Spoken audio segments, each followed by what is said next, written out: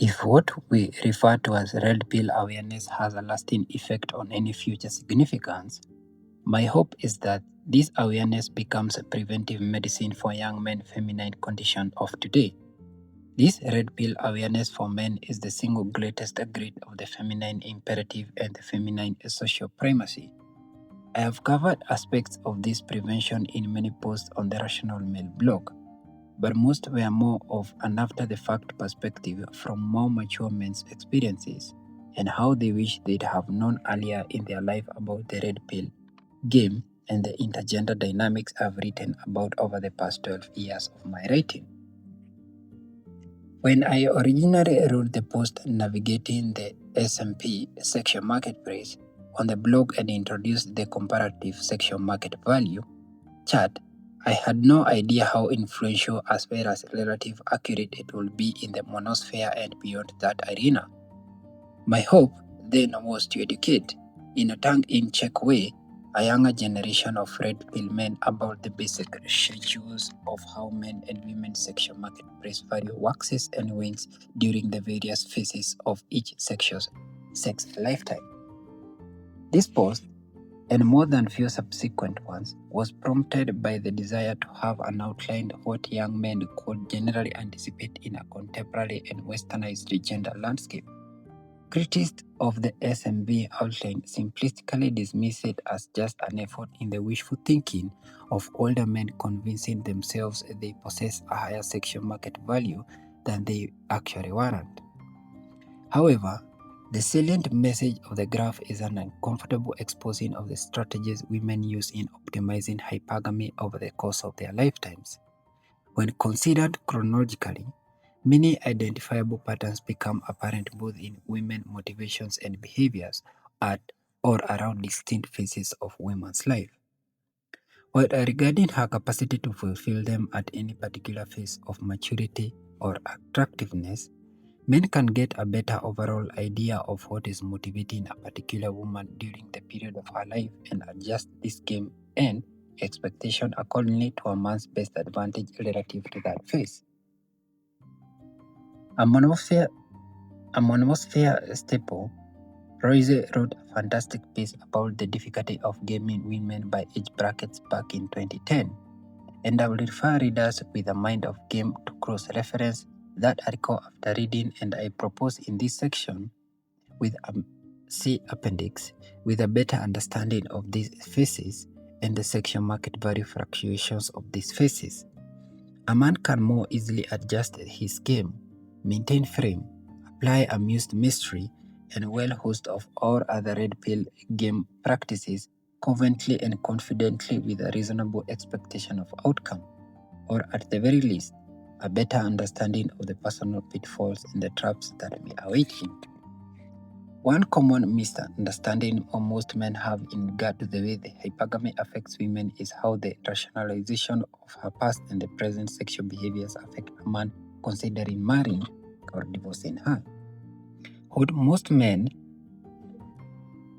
most commonly lack or willfully ignore is that women were subject to the condition at particular periods in her life which motivated her to those behaviors, the results of which affect her present and future conditions. I am not sure it's realistic to expect an inexperienced man in the situation you see any of the sexual hang-ups or self-subconscious with him as the red flags that we can. An objective observer and being dissociated with the condition. However, there is a certain awareness that comes with red pill awareness that helps us better understand what those flags are. The armchair counseling most men often each other usually presume that a man should have known a woman looks for her better provider at the time he happened to choose to marry her. It happened because at that woman's phase of life, when her sexual market value to the jacks and the bad boys she had an affinity for was winning, women commonly seek to consolidate long-term security with the stability a better man provides. But can we really expect this foresight from a guy who is all likelihood based his decision to marry her on false romanticized premises and a thoroughly blue-pilled hope and she'll come around? to being more sexual or as sexual as the more alpha male she had been in prayer, with him later in marriage? Can we really expect him to know what her motivations were in her past for her long-term security when he never had the benefit ever having those motivations spelled out for him by red pill awareness? It is with this in mind that I am presenting this outline here, where I have constructed in a loose and generalized chronology of how women affect their hypergamy over the course of typical woman's life between the ages of 15 and 50.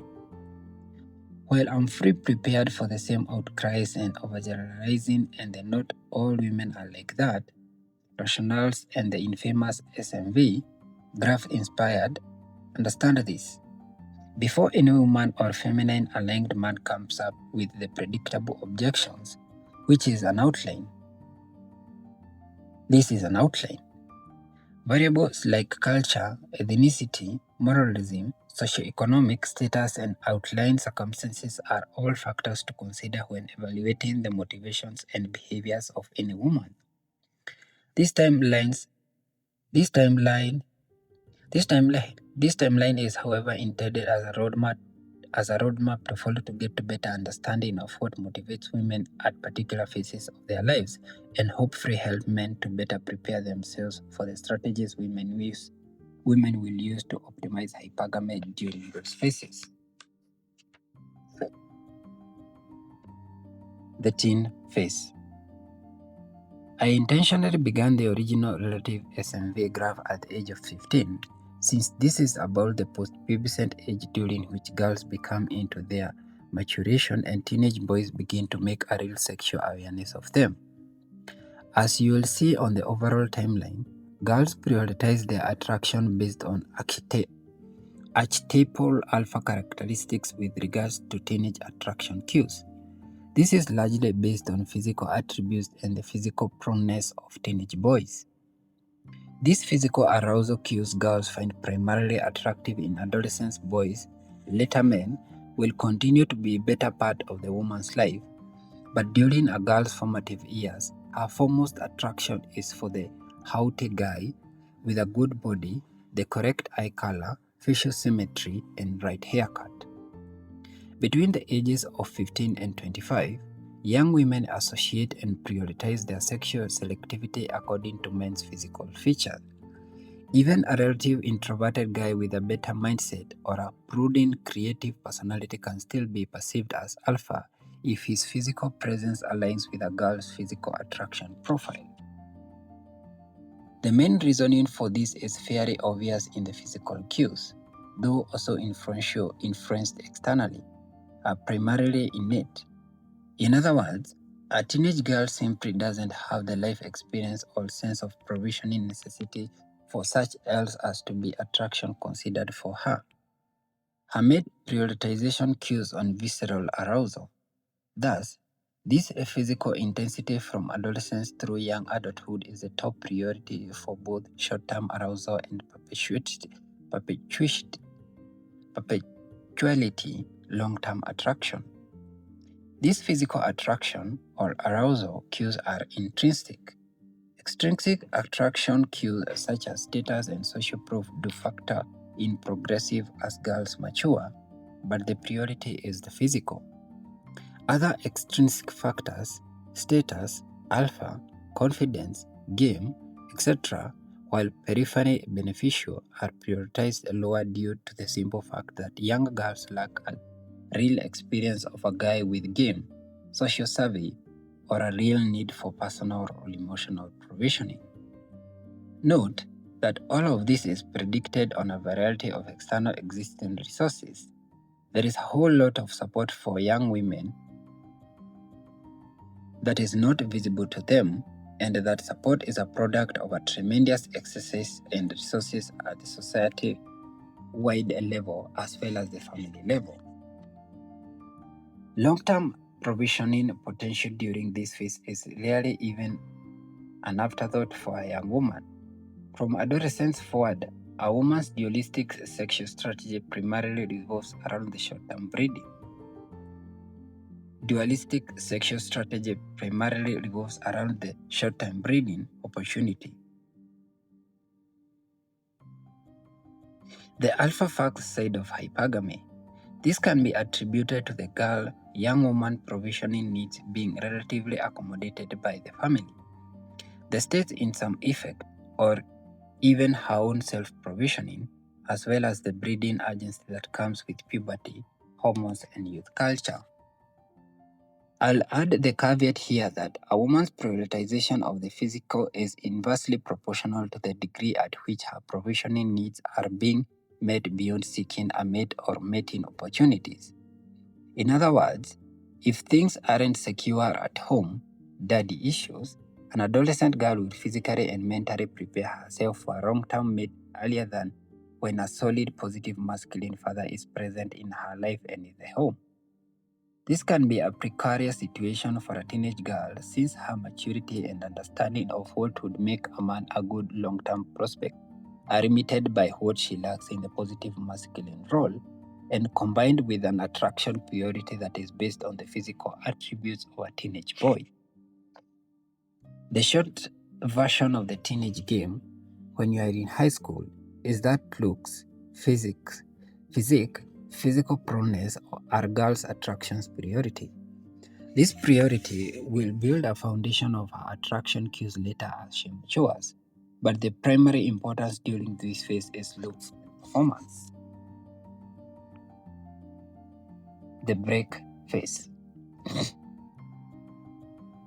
I have added this phase to the end of the late teen years because this breaking event has become increasingly too common and potentially damaging occurrences amongst young men I have counseled. Generally, the break phase comes at about the time of the young woman's senior year or shortly thereafter of high school, when she is forced into a conflict between continuing a monogamous relationship she began in her teenage years and severing in a college, or a simple want sexual independence looms closer as she approaches young adulthood, graduation, and possibly moving away from her home for an indefinite period of time. This is a major frustration for better-minded young men predisposed to a feminized condition that convinces them they'll be rewarded for loyalty, support, and building rational equity with a girl. I am highlighting this phase because often enough, it is at this beginning point young men are most prepared to compromise their life ambitions to play the idealistic supportive role their feminine condition predisposes them for. The danger being that a long-term life decision made in order to maintain a relationship he believes his sacrifices will be rewarded for will be unequitable sacrifices for personal goals or developing passion and personal potential. Here is the warning for the late teen, early adult man. This is generally the point at which you will have to make some real personal assessment of yourself if you are involved with a steady girlfriend. This will likely be the first test of your red pill awareness conflicting with your feminine primary conditioning. Most blue pill guys entertain the hope of invisible friend and a long-term distance relationship guys for the first time at this juncture. That, or they are after their educational priorities and ambitious to accommodate maintaining their relationship. Statistically, the girlfriend you expected to build a Disney story life with will break up with you as her options expand and yours constrict due to prioritizing her goals over your own. If this is your situation and decisions you make at this stage are up to you, but understand, bearing personal conviction, this event will come as a woman's sexual market value begins its rapid ascent, and along with it, personal and sexual opportunities she's been scarcely aware of until now. The party years. The 5 years span between 20 and 25 are what I euphemistically call a woman party years. It is at this stage women generally experience their peak sexual market value, 22 to 23 years old, and as I stated in the Navigating the S&P post, at no other point in a woman's life is so many socio-sexual options are available to her. A lot of monosphere moralistic believe that women ought to marry and get pregnant during the party years, since this is the point of peak fertility as well as the physical beauty. And in the not so distant and in the not so distant pre-sexual revolution past, this certainly made sense. However, under the social conditioning of the late 60 years, women's priorities have changed.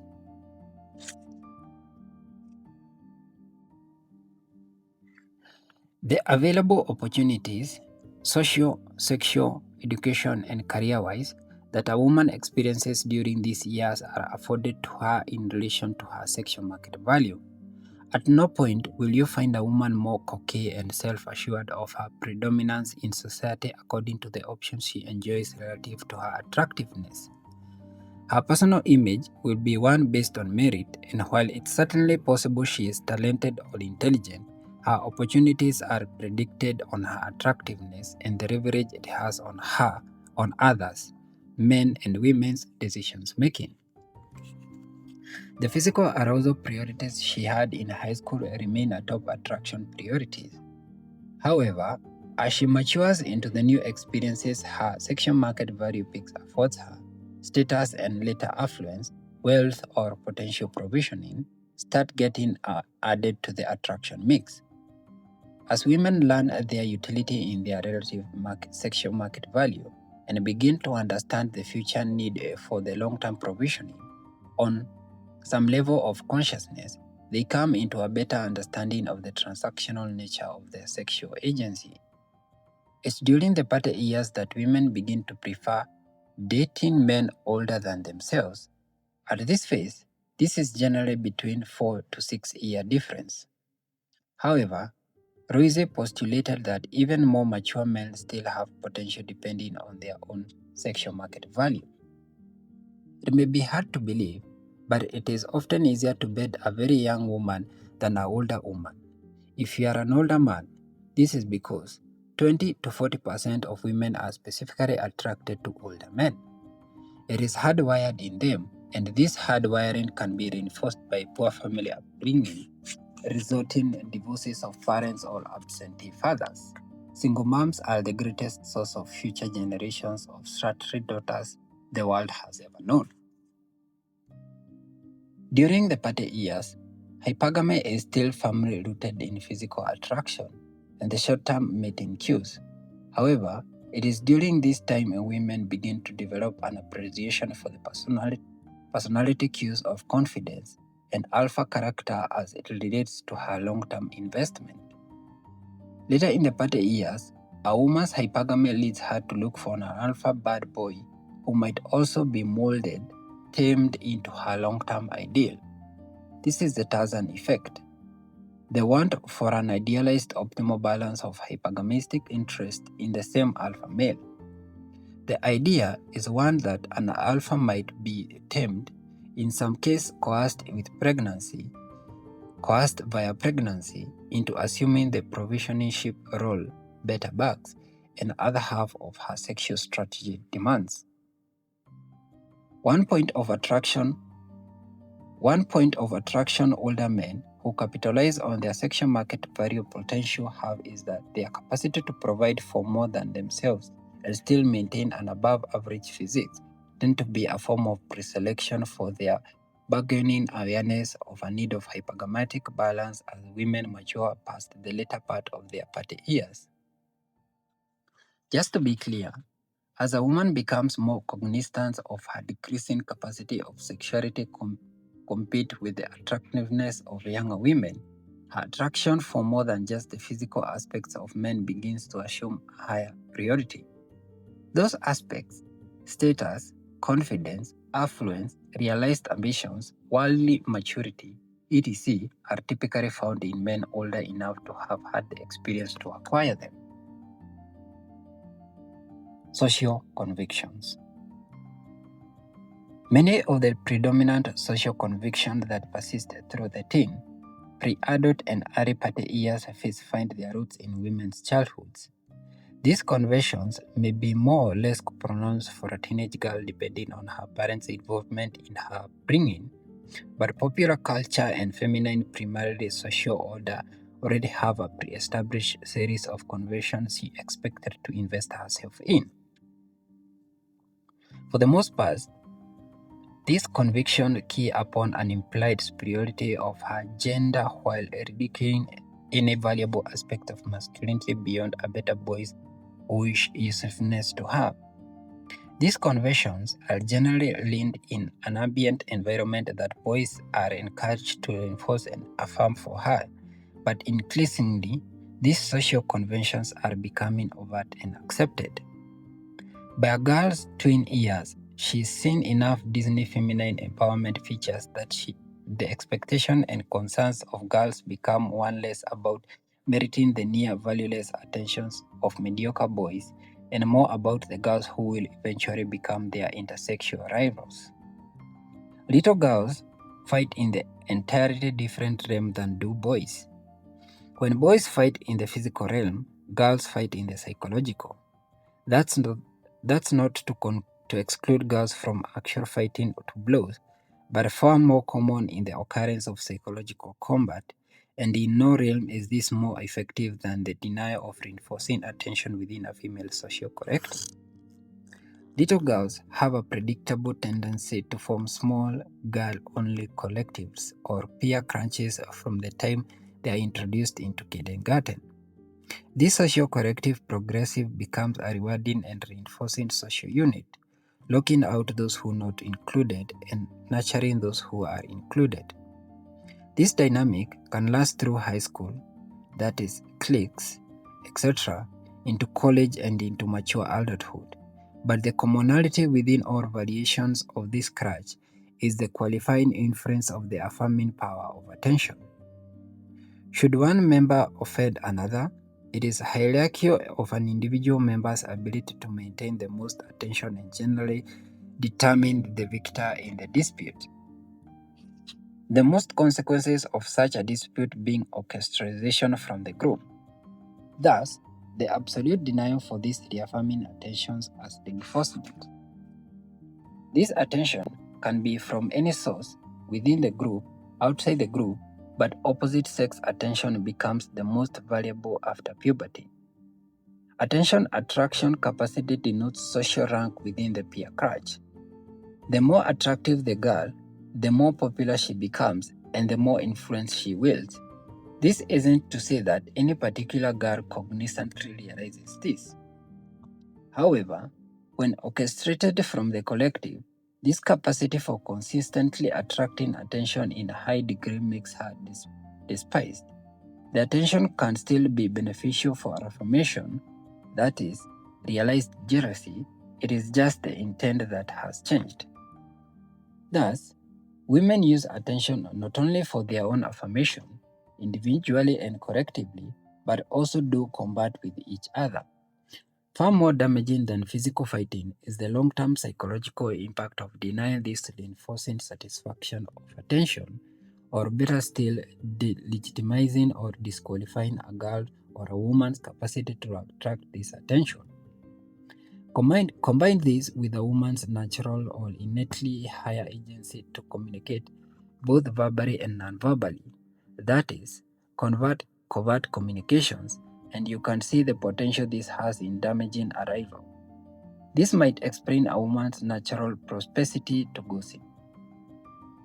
When a woman attacks and respectively the character of another, she's such a slut. In essence, she is assaulting the woman's agency of garnering attention and delegitimizing it. Attention is the coin of the realm in the girl world, and this is the aspect of the feminine seek that men will be wise to remember during all stages of women's maturity.